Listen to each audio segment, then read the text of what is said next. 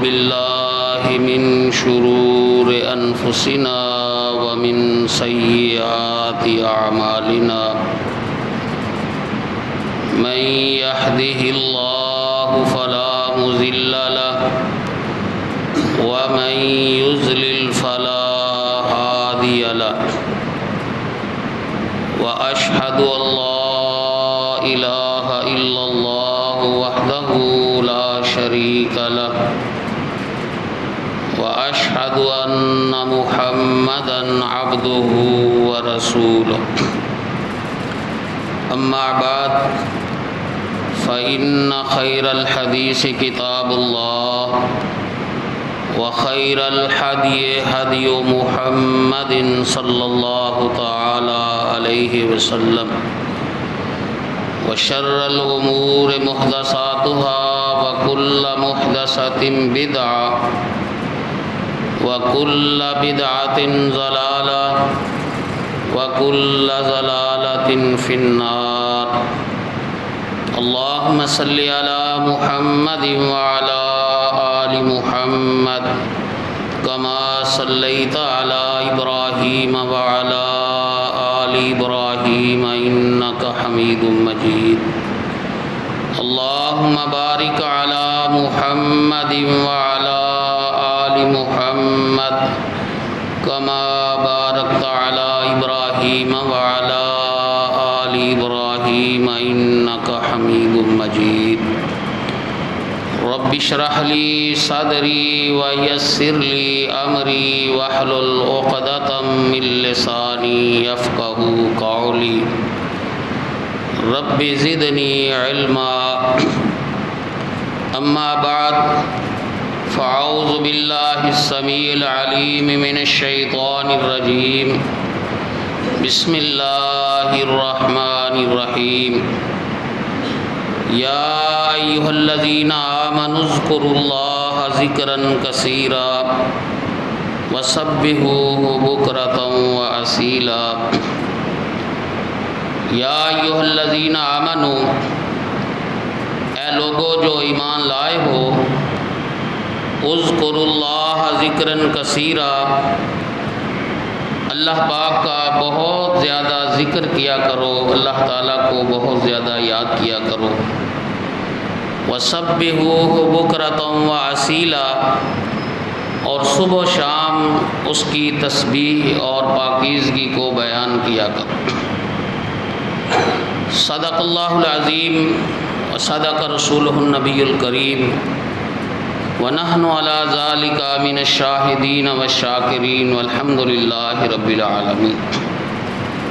ہر قسم کی حمد و ثنا اللہ وحدہ لا شریک کے لیے خاص ہے کہ جو خالق و مالک ساری کائنات کا مشکل کشا اور حاجت روا ہے۔ درود و سلام امام الانبیاء حضرت محمد الرسول اللہ صلی اللہ تعالی علیہ وآلہ وصحبہ وسلم کی ذات اقدس کے لیے جو پیغمبر رحمت علیہ السلام ساری کائنات کے لیے رہبر اور رہنما ہے۔ جس طرح اللہ وحدہ لا شریک کے علاوہ کسی دوسرے کی عبادت کرنا حرام ہے، بین ہی امام الانبیاء حضرت محمد الرسول اللہ صلی اللہ تعالی علیہ وآلہ وصحبہ وسلم کی ذات اقدس کے علاوہ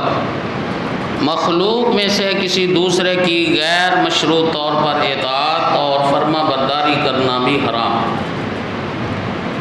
مختصر حمد و صلات کے بعد اللہ تعالیٰ نے ہر انسان کو یہ دنیا کی زندگی اس لیے عطا فرمائی ہے کہ انسان اس زندگی میں رہ کر اللہ تعالیٰ کی عبادت کرے۔ وَمَا خَلَقْتُ الْجِنَّ وَالْإِنسَ إِلَّا لِيَعْبُدُونِ۔ اللہ تعالیٰ فرماتے ہیں کہ انسان کی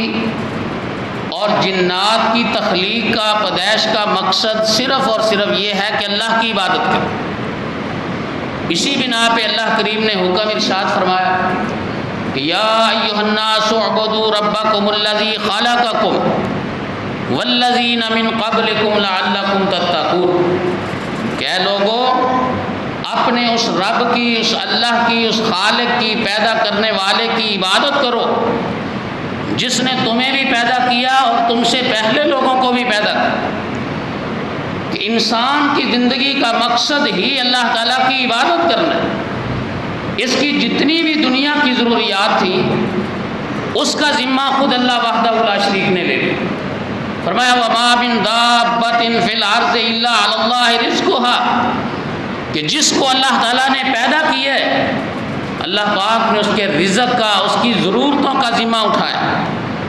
فرمایا جس کو ہم نے رزق نہیں دینا تھا ہم نے اس کو پیدا نہیں کیا۔ اور آپ دیکھیں کہ انسان دنیا میں آتا ہے تو مختلف اس کی عمریں، کوئی کتنا وقت گزارتا ہے، اب اپنے اس وقت میں وہ اپنا رزق حاصل کرتا ہے، یہ اللہ تعالیٰ نے اس کو اپنے ذمہ لے لیا۔ لیکن اس انسان کی تخلیق کا مقصد وہ اللہ تعالیٰ کی عبادت، اور پھر عبادت کرنے کے طریقے بھی اللہ وحدہ لا شریک نے خود ہی مقرر فرمایا۔ نماز پڑھنا عبادت ہے، روزہ رکھنا اللہ تعالیٰ کی عبادت ہے، حج اور عمرہ کرنا اللہ تعالیٰ کی عبادت ہے، صدقہ و خیرات کرنا، زکوٰۃ ادا کرنا یہ عبادت کا ایک طریقہ ہے۔ اللہ پاک نے یہ سارے طریقے خود مقرر فرمائے۔ لیکن یہ جتنے بھی طریقے عبادت کرنے کے، ان کے ساتھ کچھ شرائط رکھ دی کہ اگر انسان ان شرائط کا لحاظ رکھتے ہوئے یہ عمل کرے گا تو پھر وہ عمل عبادت کہلائے گا۔ مثلا نماز ہے، یہ سب سے بہترین عبادت اور سب سے بڑی اللہ تعالیٰ کی عبادت کی ایک صورت ہے، لیکن اس کے ساتھ شرط رکھ دی کہ اس نماز کا وقت ہو، پھر انسان باوضو ہو، پھر قبلہ رخ ہو، اور ایک خاص طریقے کے ساتھ انسان ایک عمل کرے، کبھی قیام کی حالت میں، کبھی رکوع کی حالت میں، کبھی سجدے کی حالت میں، کبھی تشہد کی حالت میں، پھر اس میں کلمات، اذکار، وظائف، قرات، یہ مختلف مقامات پر اللہ تعالیٰ نے مقرر فرمایا۔ اب یہ پابندی ہے، اگر انسان ان پابندیوں کا لحاظ رکھے گا، اس طریقے کے مطابق وہ عمل کرے گا تو پھر یہ نماز عبادت کہلائے گی۔ روزے کے لیے شرط رکھ دی، وقت مقرر فرما دی، صبح فجر سے لے کے غروب آفتاب تک۔ اب انسان اس وقت کی پابندی کرے گا تو اس کا روزہ عبادت کہلائے۔ اور اگر کوئی انسان سمجھتا ہے کہ اس وقت میں نہیں رکھ سکتا، چلو یہ 10 گھنٹے 12 گھنٹے جو ٹائم بڑھ رہا ہے میں کچھ رات کا حصہ ساتھ ملا لیتا ہوں، ٹائم پورا کر لیتا ہوں، 2 گھنٹے ساتھ مزید ملا لیتا ہوں، یہ عبادت نہیں کہلائے، کیونکہ اس شرط کی پابندی نہیں۔ حج ہے، اس کے لیے وقت بھی مقرر کر دیا، اس کے لیے جگہ بھی مقرر کر دی، اس کے لیے خاص طریقہ، حیت اور کیفیت مقرر فرما دی۔ اگر کوئی انسان وہ سارے کے سارے اعمال کرے جو ایک حاجی کے لیے ضروری ہے، مینا میں ٹھہرتا ہے، عرفات میں وقوف کرتا ہے، مزدلفہ میں رات گزارتا ہے، مینا میں آ کے قربانی کرتا ہے، جمرات کو کنکریاں مارتا ہے، سارے کام کرتا ہے، انہی مقامات پہ جا کے کرتا ہے، لیکن ان دنوں میں نہیں کرتا جو اللہ تعالیٰ نے مقرر فرمایا۔ اس سے پہلے چلا جاتا ہے، اس کے بعد لیٹ ہو جاتا ہے، وہ عبادت نہیں کہلایا۔ یا انسان یہ سارے کام کرے مگر ان جگہ پہ، اس جگہ پہ جا کے نہ کرے، کسی اور مقام پر کر لے، تب بھی وہ عبادت میں۔ تو میرے عرض کرنے کا مقصد یہ ہے کہ جتنی بھی عبادت کی صورتیں اور طریقے اللہ پاک نے مقرر فرمائے، اس کے ساتھ کچھ نہ کچھ شرائط رکھ دی، کچھ اس کی حدود مقرر کر دی، کچھ اس کے ساتھ اللہ تعالیٰ نے قیود لگا دی۔ اب ان کی پابندی بھی لازمی، لیکن اللہ تعالیٰ کی عبادت کا ایک طریقہ ایسا ہے جس میں کسی قسم کی کوئی پابندی نہیں، نہ اس کے لیے وقت کی پابندی، نہ اس کے لیے جگہ کی پابندی، اور نہ ہی اس کے لیے کسی خاص حیت، کیفیت اور طریقے اور صورت کی پابندی۔ اور وہ عبادت کا طریقہ ہے اللہ تعالیٰ کا ذکر کرنا، اللہ تعالیٰ کو یاد کرنا۔ یہ انسان ہر وقت کر سکتا ہے، ام المومنین حضرت عائشہ صدیقہ رضی اللہ تعالیٰ عنہ بیان فرماتے قال النبی صلی اللہ علیہ وسلم یذکر اللہ علی کل احیانہ، امام کائنات جناب محمد رسول اللہ صلی اللہ علیہ وآلہ وسلم ہر وقت اللہ تعالیٰ کا ذکر کرتے،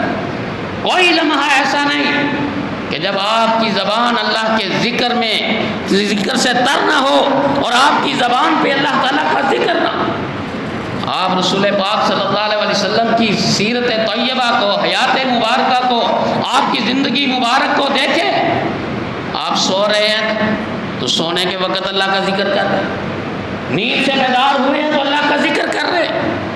آپ اپنی حاجت کے لیے جا رہے ہیں تو اللہ کا ذکر کر رہے ہیں، فارغ ہو کے آ رہے ہیں تو اللہ کا ذکر کر رہے ہیں، مسجد میں جا رہے ہیں اللہ کا ذکر کر رہے ہیں، مسجد سے باہر نکل رہے ہیں اللہ کا ذکر کر رہے ہیں، گھر میں جا رہے ہیں، کھانا کھا رہے ہیں، کھانے سے پہلے بھی اللہ کا ذکر ہے، کھانے سے فارغ ہوئے تو اللہ تعالیٰ کا ذکر، یذکر اللہ علی کل احیانہ۔ اور پھر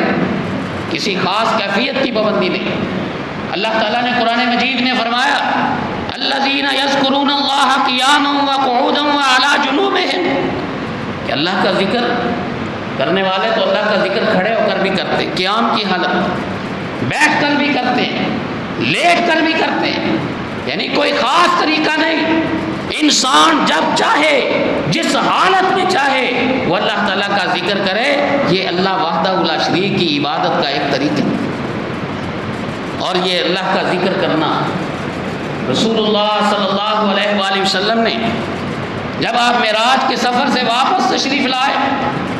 تو امام کائنات علیہ الصلاۃ والسلام نے صحابہ اکرام رضوان اللہ علیہم اجمعین کو یہ بات ارشاد فرمائی، فرمایا معراج کے سفر میں میری سیدنا حضرت ابراہیم علیہ الصلاۃ والسلام سے ملاقات، اور حضرت ابراہیم علیہ الصلاۃ والسلام نے مجھے فرمایا کہ اے میرے بیٹے محمد صلی اللہ علیہ وسلم، آپ واپس جائیں گے تو اپنی امت کو میری طرف سے سلام کہنا کہ تمہارے دادا ابراہیم علیہ الصلاۃ والسلام تمہیں سلام کہنا، اور ساتھ میرا ایک پیغام بھی دینا کہ یہ جنت کی زمین بڑی زرخیز ہے، اس کا پانی بڑا میٹھا ہے، لیکن یہ ہے چٹیل میدان، اس میں کھیتی باڑی تم نے کرنی ہے، اس میں باغبانی تم نے کرنی ہے، اس میں پودے پھل اور پھول کے تم نے لگانے، اور وہ اللہ کا ذکر ہے، سبحان اللہ، الحمدللہ، لا الہ الا اللہ، یہ کلمات تم پڑھو گے،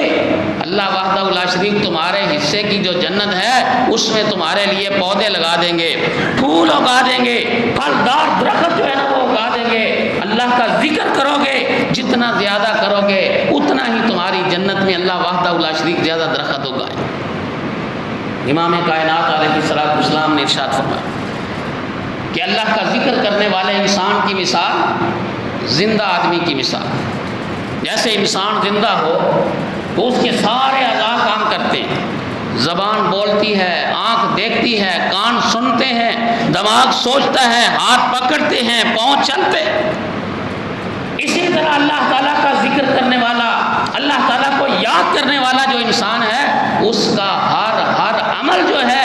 وہ عبادت بن جاتا ہے۔ مثال کے طور پہ ایک آدمی قضاء حاجت کے لیے جاتا ہے، اب اس کی ضرورت ہے، اس کے بغیر اس کا کوئی چارہ نہیں، لیکن اگر وہ قضاء حاجت کو جاتے ہوئے اللہ کا ذکر کرتا ہے، وہاں بیٹھتا ہے، طہارت کرتا ہے، پھر واپس آتا ہے تو اللہ کا ذکر کرتا ہے، اب اس نے اپنی ایک ضرورت کو پورا کیا، لیکن اللہ کو یاد کرنے کی وجہ سے اس کا وہ عمل اللہ تعالیٰ کے ہاں اجر و ثواب کا باعث ہو۔ جس طرح زندہ آدمی کے اعضاء زندگی میں کام کر رہے ہیں، اس کی اپنی ضرورتیں بھی عبادت بڑھ رہی ہیں۔ جس نے رات عشاء کی نماز پڑھی، بستر پہ آ کے لیٹ گیا ہے، اللہ کا ذکر کرتا ہے، دعا پڑھتا ہے، پھر سو رہتا ہے، صبح فجر کے وقت اٹھتا ہے، جماعت کے ساتھ نماز ادا کرتا ہے، رسول پاک صلی اللہ علیہ وسلم نے فرمایا اس نے اللہ کی سنت، اللہ کے حکم کے مطابق اور میری شریعت کے مطابق اپنی نیند کو پورا کیا ہے، یہ ساری رات سویا رہا ہے، اپنی ضرورت اس نے پوری کی، لیکن اللہ پاک نے اس کے سونے کو اس کی عبادت لکھ دی ہے۔ اسی طرح انسان کھانا کھاتا ہے، بسم اللہ پڑھ کے انسان کھائے، دائیں ہاتھ سے کھائے، کھا کھانا کھا کے انسان فارغ ہوتا ہے، پھر اللہ کا شکر ادا کرے، دعا پڑھے۔ اب کھانا اس کی ضرورت ہے، اس نے اپنی ضرورت پوری کی، اپنا پیٹ بھرا ہے، لیکن اس کا کھانا عبادت بن جائے۔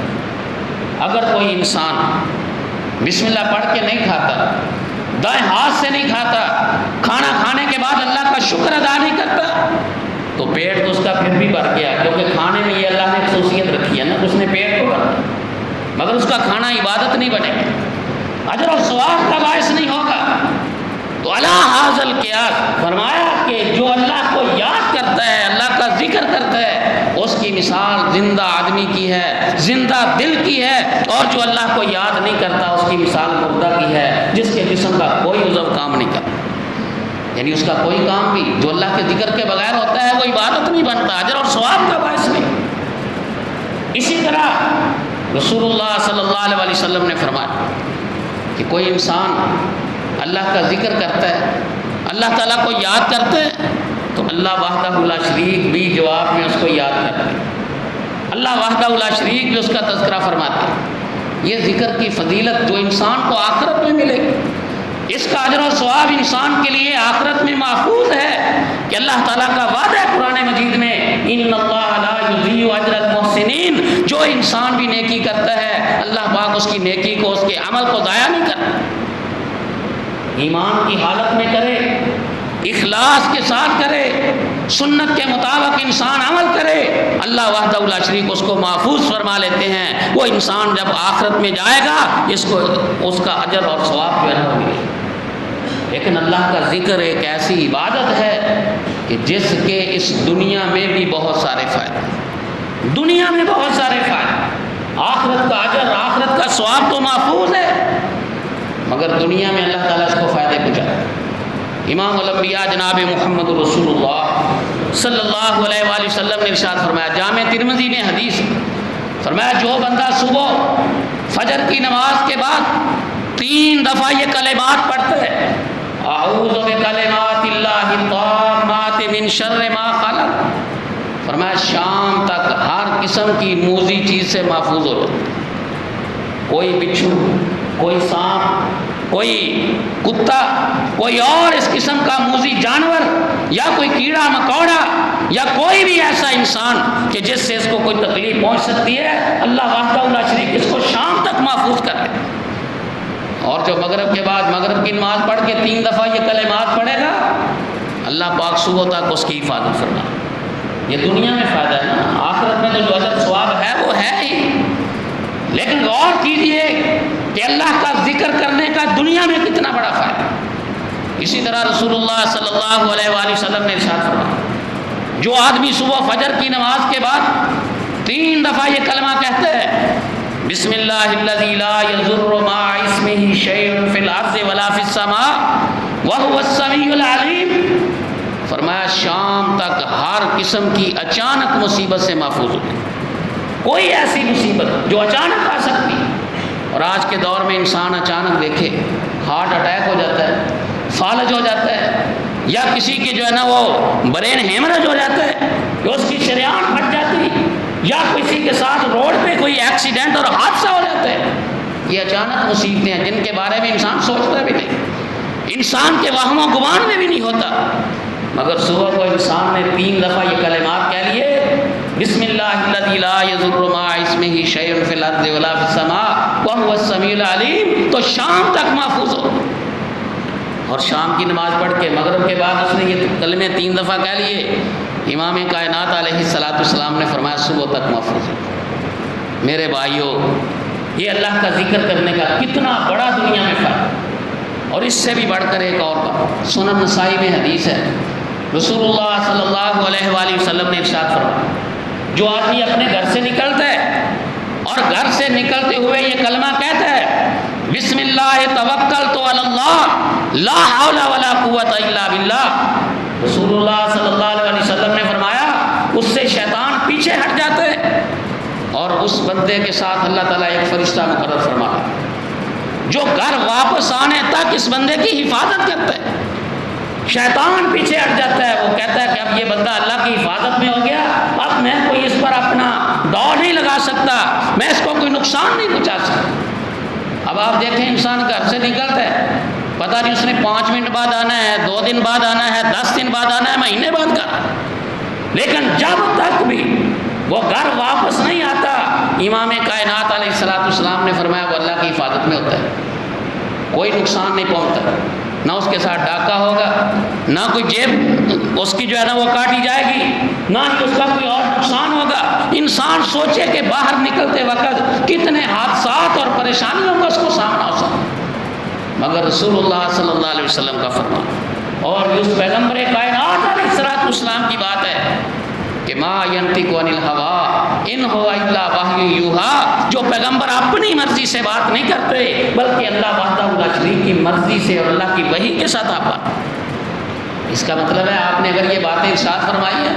تو اللہ تعالیٰ کے حکم سے، اللہ تعالیٰ کی مرضی اور اللہ تعالیٰ کی وحی کے ساتھ ارشاد فرمائی، اور آپ صلی اللہ علیہ وسلم اس وقت تک کوئی مسئلہ بیان نہیں فرماتے جب تک اللہ تعالیٰ وحی نہیں فرماتے۔ آپ صلی اللہ علیہ وسلم مسجد میں تشریف فرما، ایک آدمی نے سوال کیا اللہ کے رسول صلی اللہ علیہ وسلم فرمائیے کہ اس زمین پر سب سے بہترین جگہ کون سی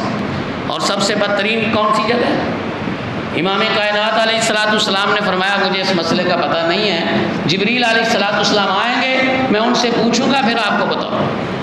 اب جبریل علیہ السلام آئے، رسول پاک صلی اللہ علیہ وسلم نے ان سے سوال کیا، جبریل علیہ السلام عرض کرتے ہیں اللہ کے رسول مجھے بھی معلوم نہیں ہے، میں اللہ تعالیٰ سے پوچھ کے پھر آپ کو بتاؤں۔ اب جبریل علیہ السلام گئے، اللہ تعالیٰ سے پوچھا، اللہ پاک نے جواب ارشاد فرمایا، واپس آئے، امام کائنات علیہ السلام کو آ کر اطلاع دی۔ رسول اللہ صلی اللہ علیہ وسلم نے فرمایا ہاں بھی وہ سوال کرنے والا بندہ کہاں ہے؟ کہاں ہے وہ سوال کرنے والا؟ وہ حاضر ہوتا ہے، اللہ کے رسول میں نے سوال کیا تھا۔ آپ صلی اللہ علیہ وسلم نے فرمایا مجھے ابھی جبریل علیہ السلام نے اللہ تعالیٰ سے پوچھ کے آ کے بتایا ہے کہ اس دنیا زمین پر سب سے بہترین جو جگہ ہے مساجدہا، وہ اللہ تعالیٰ کی مسجدیں ہیں، اور اس زمین کی سب سے بری جگہ جو ہے اسواقہا، وہ اس کے بازار اور مارکیٹیں۔ یعنی اس وقت تک آپ نے نہیں ارشاد فرمایا جب تک اللہ تعالیٰ نے بتا نہیں۔ تو امام کائنات علیہ السلام کی بات تو آپ نے ارشاد فرما دی، انسان اس پر یقین رکھے، اس پر ایمان لائے اور سمجھے کہ جیسے آپ صلی اللہ علیہ وسلم نے ارشاد فرما دیا، اللہ کی مرضی سے آپ نے فرمایا ہے، اللہ تعالیٰ کی وحی کے ساتھ آپ نے فرمایا، اور یہ غلط بھی ہو سکتا۔ پھر دیکھیں انسان اس کے اثرات کتنے،